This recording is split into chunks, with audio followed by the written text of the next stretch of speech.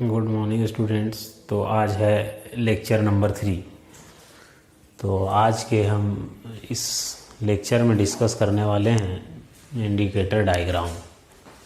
देखिए आज के जो बिंदु होंगे वो क्या क्या होगा। Indicator diagram. अच्छा, इंडिकेटर डायग्राम, उसके बाद इंडिकेटर डायग्राम क्या बताता है। तो work done during expansion, then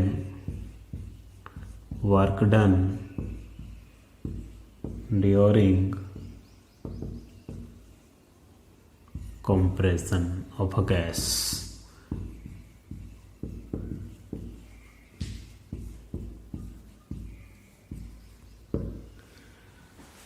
तो आइए हम लोग शुरू करते हैं इंडिकेटर डायग्राम। इसमें इंडिकेटर क्या है, इंडिकेटर डायग्राम किसे कहेंगे।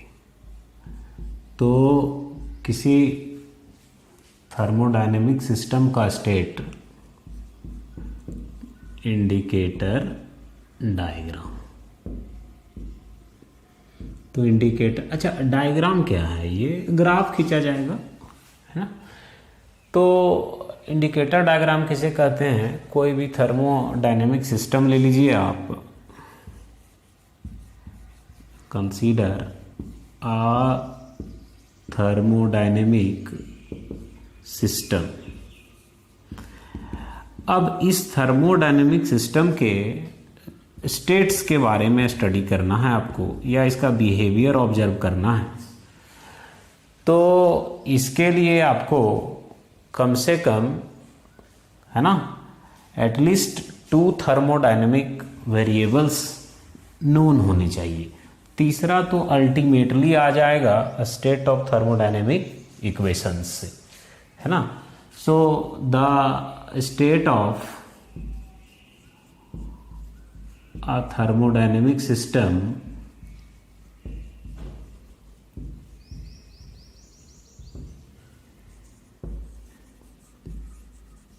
is completely described by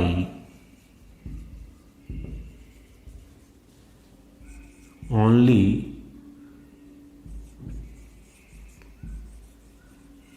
two thermodynamic variables।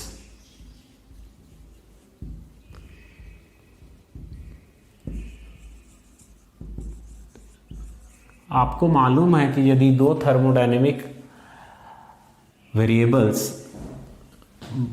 की मदद से, तीसरा थर्मोडायनेमिक वेरिएबल तो आ जाएगा कहाँ से, with the help of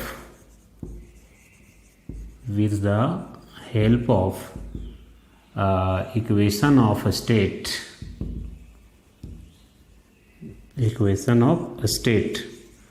the third variable. तो जो तीसरा वेरिएबल होगा थर्मोडायनेमिक वेरिएबल, वो आ जाएगा इक्वेशन ऑफ स्टेट से। तो इस प्रकार आप उस थर्मोडायनेमिक सिस्टम का जो भी अवस्था होगा, स्टेट होगा, वो आप ऑब्जर्व कर सकते हैं। जैसे कि अच्छा, तो इंडिकेटर डायग्राम में 2 थर्मोडायनेमिक वेरिएबल्स चाहिए। 2 थर्मोडायनेमिक वेरिएबल्स में कोई भी 2 हो सकता है, प्रेशर, वॉल्यूम लीजिए, या और भी जितने थर्मोडायनेमिक वेरिएबल्स हैं, कोई 2 वेरिएबल्स आप उठाइए और उनके बीच का बिहेवियर, एक वेरिएबल यदि बदल रहा है ना, 2 थर्मोडायनेमिक वेरिएबल्स लिए हैं, यदि एक वेरिएबल यहाँ बदल रहा है तो इसके इफेक्ट में दूसरा वेरिएबल में भी बदलाव हो रहा है। ये दोनों के बीच ग्राफ खींचा जाएगा, लेकिन यहाँ थर्ड वेरिएबल जो होगा उसे आप कांस्टेंट रख के चलें। तो इसमें इंडिकेटर क्या होता है, जब किसी 2 वेरिएबल के बीच ग्राफ खींचा जाएगा। इंडिकेटर डायग्राम किसे कहेंगे, तब आइएंगे इंडिकेटर पर। द ग्राफिकल रिप्रेजेंटेशन बिटवीन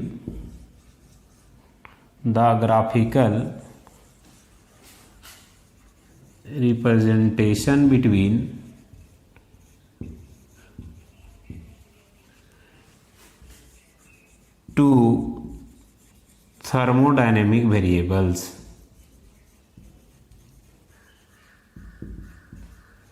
दो थर्मोडायनेमिक वेरिएबल हैं उनके बीच जो ग्राफ ड्रॉ किया जाएगा, है ना, वही ग्राफ जो होगा वो ग्राफ कहलाएगा आपका इंडिकेटर डायग्राम।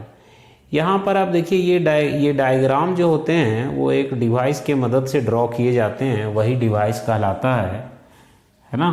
तो graph is drawn, it is drawn with the help of a device, मतलब this graph is drawn with the help of a device called an indicator,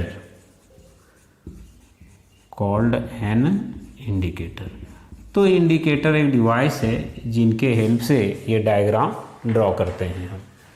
okay, तो आइए हम लोग कोई एक इंडिकेटर डायग्राम देख लेते हैं। तो मान लें हम लोग एक इंडिकेटर डायग्राम कंसीडर कर लें,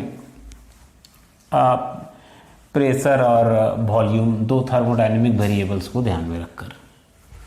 तो उसके लिए आप क्या करना है कि कोई एक गैस ले लीजिए किसी सिलेंडर में, और वहाँ पर एक फ्रिक्शनलेस मूवेबल पिस्टन के मदद से गैस का वॉल्यूम में आप परिवर्तन करें तो आप देखेंगे कि उसके प्रेशर में भी परिवर्तन होना है। तो आप यहाँ पर हम लोग देखेंगे पीवी डायग्राम। पीवी डायग्राम कहने का मतलब क्या हो गया कि यहाँ पर प्रेशर और वॉल्यूम,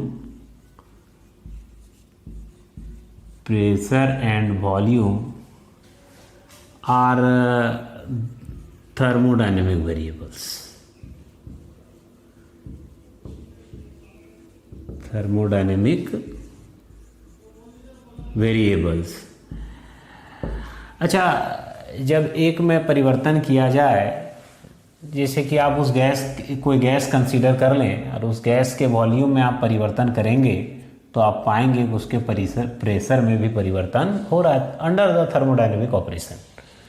तो यहाँ पर हम जो डायग्राम बनाएंगे इंडिकेटर डायग्राम, वो दो कंडीशन में लीजिए कि जब वो गैस एक्सपेंड हो रहा है तब, वो सिस्टम जो एक्सपेंड कर रहा है तब, या जब कॉम्प्रेस हो रहा है तब। तो दोनों कंडीशंस में हम देखेंगे करके। तो पहले देखेंगे हम लोग पीवी डायग्राम इन मतलब एक्सपेंशन के केस में पहले देखें हम, ठीक। फिर हम लोग देखेंगे, यहीं देख लीजिए, कॉम्प्रेशन के केस में।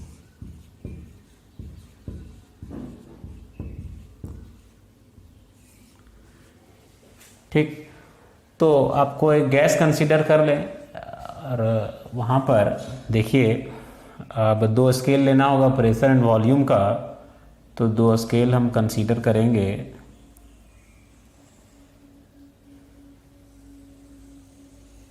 आप मान लें कि ये वॉल्यूम का स्केल है और ये हो गया प्रेशर का scale. Okay, this is origin. अब एक बिंदु आप ए कंसीडर कर लीजिए और इस समय गैस का प्रेशर है P1 और गैस का वॉल्यूम है V1। ये वॉल्यूम का स्केल है। तो यदि इसके वॉल्यूम में परिवर्तन किया जाए, suppose this point is here A, तो यहाँ का भी प्रेशर P1 है और यहाँ का वॉल्यूम जो आप देख रहे हैं ये वॉल्यूम V1 है गैस का। यदि वॉल्यूम यहाँ से हम इंक्रीज कराना शुरू करें या गैस का वॉल्यूम इंक्रीज हो सिस्टम का, तो वॉल्यूम मान लीजिए V1 से बढ़कर हो गया V2, तो उस दरमियान प्रेशर में जो परिवर्तन होगा सो देखिएगा, है ना। तो ये एक्सपेंशन देख रहे हैं हम लोग। ये हो गया B, यहाँ का प्रेशर हो गया P2 और वॉल्यूम हो गया V2। तो यहाँ हम लोग देखें कि जब प्रेशर P1 था उस समय यहाँ का वॉल्यूम क्या था, V1 था। अच्छा, जब यहाँ का वॉल्यूम V2 है तो इस जगह का प्रेशर जो होगा सो क्या होगा, P2 होगा।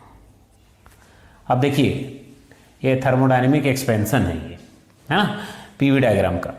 तो ए से ये बी तक इस सिस्टम आप देख रहे हैं, ये ग्राफ एक्सपेंशन शो कर रहा है, क्लॉकवाइज है ना, एक्सपेंशन जब होगा तब यहाँ क्लॉकवाइज होगा, मतलब ये जो ट्रेस करते हैं हम लोग सो, ठीक। अच्छा, दो बिंदु दे दीजिए आप, यहाँ का एक बिंदु दे दीजिए ए और यहाँ का बिंदु दे दीजिए आप बी। ओके, अब ये जो देख रहे हैं हम लोग, ये शेडेड पोर्शन जो मैं शेड कर रहा हूँ, तो ये पोर्शन आप देख रहे हैं the area under this graph, मतलब कि फ्रॉम ए से आप चलिए यहाँ तक बी तक, और फिर बी से ये स्मॉल बी से ए, ये शेडेड पोर्शन जो है, ये एरिया जो होगा वो कितना वर्क इस सिस्टम कर रहा है या इस सिस्टम पर किया जा रहा है, ये शेडेड एरिया से आप कैलकुलेट कर लेंगे, मतलब कि कंक्लूजन में आएंगे तो ये हो गया एक्सपेंशन। अच्छा, यहीं पर हम यदि कॉम्प्रेशन स्टडी करें, अध्ययन करें, तो कॉम्प्रेशन के परिस्थिति में क्या होगा, यही कॉम्प्रेशन के परिस्थिति में तो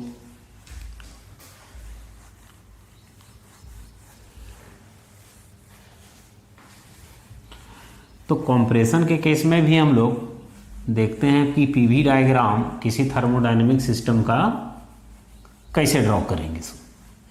हाँ, तो इसके लिए हम क्या कर रहे हैं कि एक थर्मोडायनेमिक सिस्टम ले लिए और वो यहाँ कॉम्प्रेशन हो रहा है ना, तो कॉम्प्रेशन के परिस्थिति में पीवी डायग्राम यानी इंडिकेटर डायग्राम ही है। तो आप दो स्केल कंसीडर करेंगे,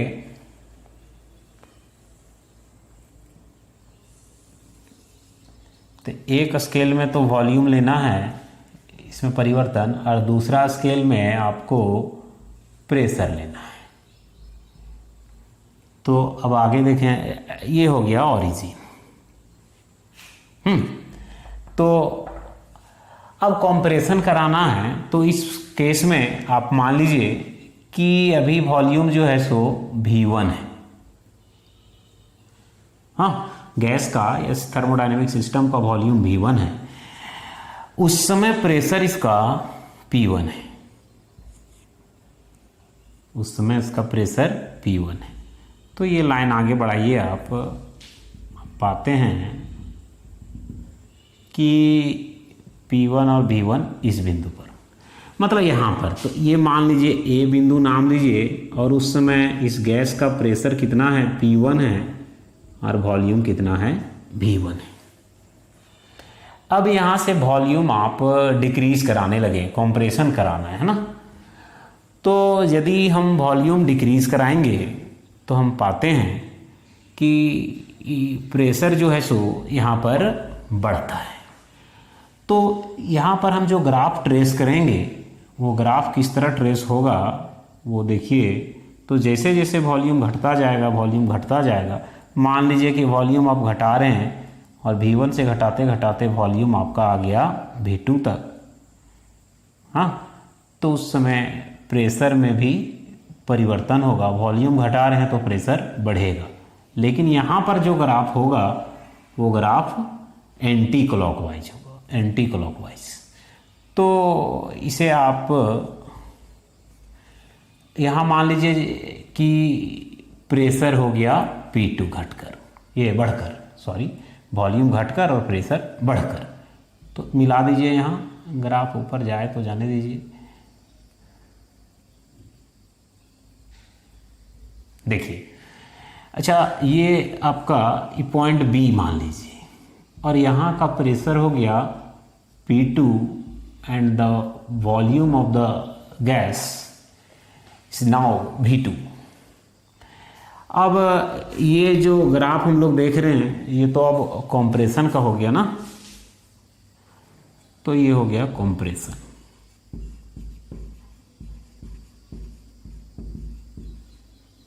और ये एंटी क्लॉकवाइज ट्रेस किया जाएगा।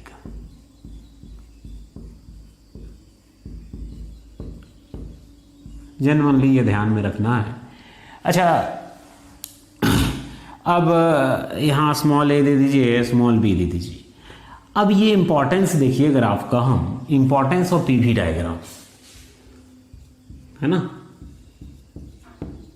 Importance of PV diagram. तो ये गैस या ये सिस्टम ने कितना वर्क किया, या इस सिस्टम पर कितना वर्क किया गया, वर्क बाय द सिस्टम या वर्क ऑन द सिस्टम, दोनों ही परिस्थिति में ये वर्क जो निकलेगा, ये वर्क किसके बराबर होगा, ये आप जो देख रहे हैं शेडेड एरिया या फिर area under the curve of PV diagram. तो हम ऐसे क्या समझेंगे, work done by the system, work done by the system और work done on the system is numerically equal to the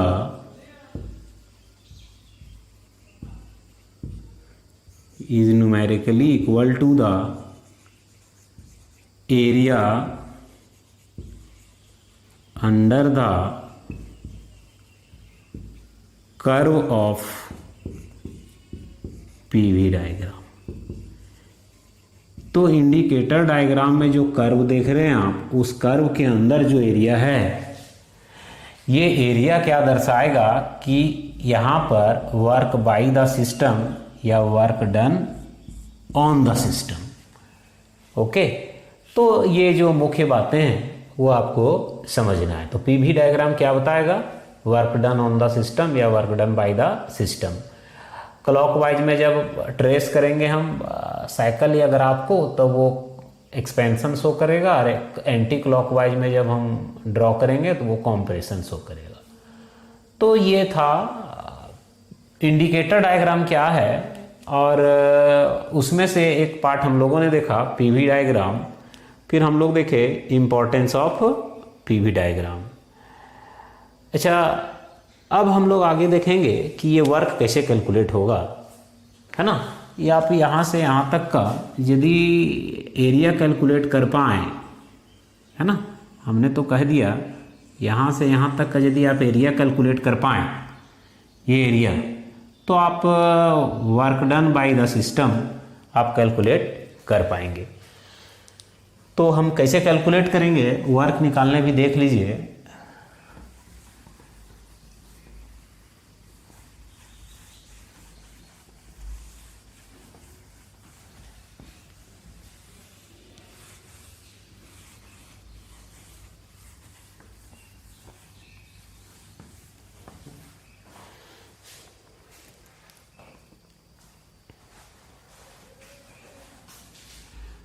work done during expansion.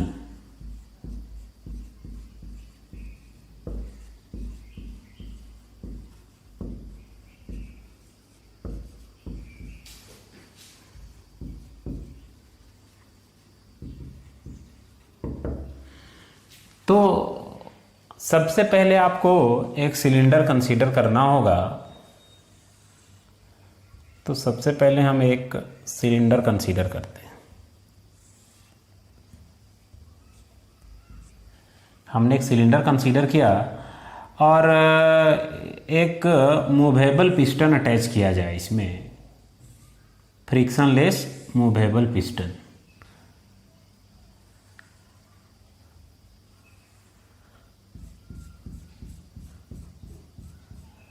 ये हो गया cylinder,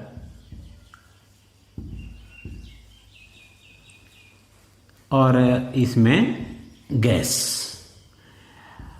और ये सिस्टम हो गया आपका पिस्टन। मान लीजिए कि एरिया ऑफ क्रॉस सेक्शन यहाँ जो है वो ए है, एरिया ऑफ क्रॉस सेक्शन, और गैस का मान लीजिए शुरू में वॉल्यूम भी है कोई, या V1 से V2 तक हमें एक्सपेंड कराना ना, तो मान लीजिए कि इस गैस का जो वॉल्यूम है वो हम V1 से V2 तक परिवर्तन कराने वाले हैं। तो मान लीजिए गैस का वॉल्यूम V1 से हम कहाँ तक एक्सपेंड कराएंगे, V2 तक। हाँ, तो उस समय हम शुरुआत का प्रेशर हम मान लीजिए P, शुरुआत में मान लीजिए गैस का प्रेशर कितना है, P है। लेकिन इस प्रेशर के कारण इस गैस जो है, जैसे वॉल्यूम बढ़ाइएगा तो एक्सपेंड होगा, और ये प्रेशर के कारण इस पिस्टन पर फोर्स लगेगा, है ना। तो हम पढ़े हैं प्रेशर बराबर force over area, force acting per unit area. So P equals F over A, then F बराबर PA, F बराबर PA। तो ये गैस का वॉल्यूम जब इंक्रीज कराया जा रहा है, तब ये गैस इस पिस्टन पे कितना फोर्स लगा रहा है, ये फोर्स यहाँ पर आप हम देखेंगे F बराबर कितना निकल करके आएगा, PA। P क्या हो गया, प्रेशर ऑफ द गैस, और A क्या हो गया, area of cross section of this piston, या जो भी सिलेंडर का मुहाना होगा उसका। तो हमें मालूम है कि जब वॉल्यूम बढ़ाएंगे तो उस केस में गैस एक्सपेंड होगा, और जब गैस एक्सपेंड होगा तो ये पिस्टन जो थोड़ा सा मूव होगा ऊपर। अब पिस्टन ऊपर जब मूव हो रहा है तो हम मान लें कि पिस्टन को थोड़ा सा ये ऊपर मूव कर दिया। कितना मूव कर दिया ऊपर, शुरुआत में मान लीजिए पिस्टन यहाँ था, और ये गैस का जब वॉल्यूम बढ़ने के कारण एक्सपेंड हुआ, तब एक्सपेंड जब हुआ तब उस समय फोर्स लगा, और जब फोर्स लग रहा है यहाँ पर, जब यहाँ पर फोर्स लगा तो वर्क हुआ, और कितना डिस्प्लेसमेंट हुआ ये आप मान लीजिए ये dx डिस्प्लेसमेंट हुआ। तो सबसे पहले आप क्या करें, consider a gas contained in a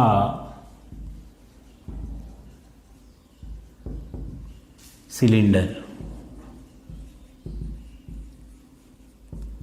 provided with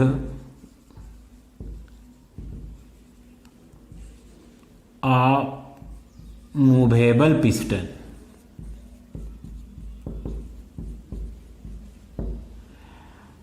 and gas is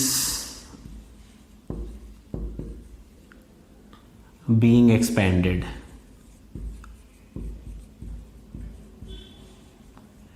तो इस केस में क्या होगा, सीधा टॉपिक पे आते हैं। तो small work done by the gas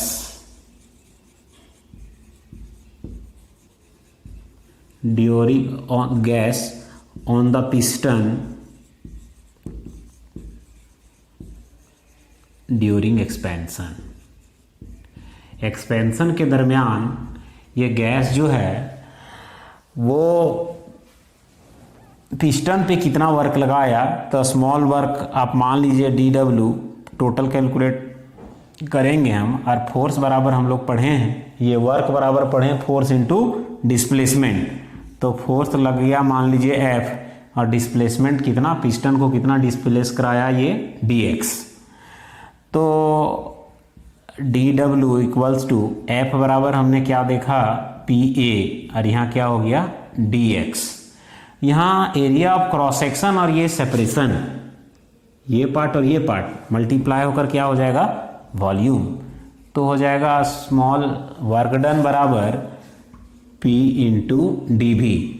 ध्यान रहे DV किसके प्लेस पे आया है, A इंटू DX के प्लेस पे, area of cross section into thickness या फिर उसको आप कहिए सेपरेशन। तो जब वॉल्यूम में dV परिवर्तन कराया गया, प्रेशर तो P था, तो गैस के वॉल्यूम में जब dV चेंज हुआ उस समय वर्क डन, गैस ने कितना वर्क किया, dW।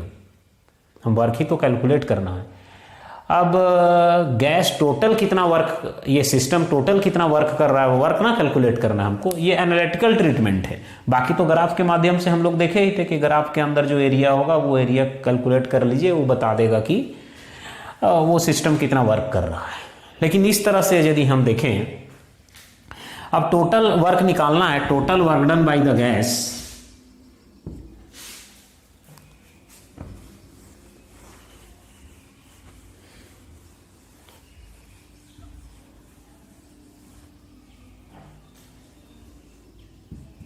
now total work done by the gas during its expansion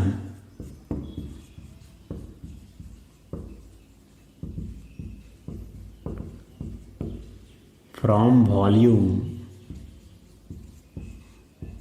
V1 to V2 is given bye. तो हम कह सकते हैं कि जब गैस का वॉल्यूम में स्मॉल चेंज हुआ तो गैस ने, इस सिस्टम ने इतना वर्क किया पिस्टन पर।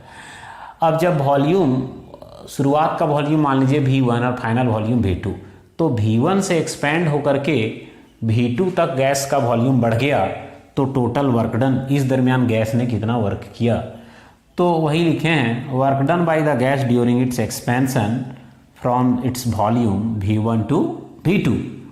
सो टोटल वर्क डन निकालने के लिए आप इस सिस्टम, इस इक्वेशन को हम इंटीग्रेट करेंगे। तो इसका इंटीग्रेशन हम W पाते हैं, टोटल वर्क डन, और इधर इंटीग्रेशन लगेगा तो यहाँ हो जाएगा P, यहाँ हो गया dV। अच्छा, लिमिट की बात करें हम, तो लिमिट कहाँ से कहाँ, डेरिवेटिव का लिमिट लगेगा बच्चों, तो यहाँ V1 से V2 तक। मतलब आप कह सकते हैं कि work done by the system during its expansion is given by P into, ये हो गया dV and its limit from V1 to V2। तो इस प्रकार हम कैलकुलेट कर सकते हैं। तो हम लोगों ने दो तरीके से देखा कि कोई सिस्टम किस तरह से उसका वर्क हम कैलकुलेट करेंगे। सो तो कोई भी सिस्टम जो वर्क करेगा, वो जो ग्राफ होगा इंडिकेटर डायग्राम का, वो पीवी डायग्राम जो हम लोगों ने देखा, उस पीवी डायग्राम के अंदर जो एरिया कर्व बना था, उस कर्व के उस कर्व के नीचे जो एरिया था, वो एरिया कैलकुलेट कर लीजिए आप, वर्क कैलकुलेट हो जाएगा। तो आज के इस लेक्चर में इतना ही रहेगा। नेक्स्ट लेक्चर में हम देखेंगे बच्चों फर्स्ट लॉ ऑफ थर्मोडायनेमिक्स।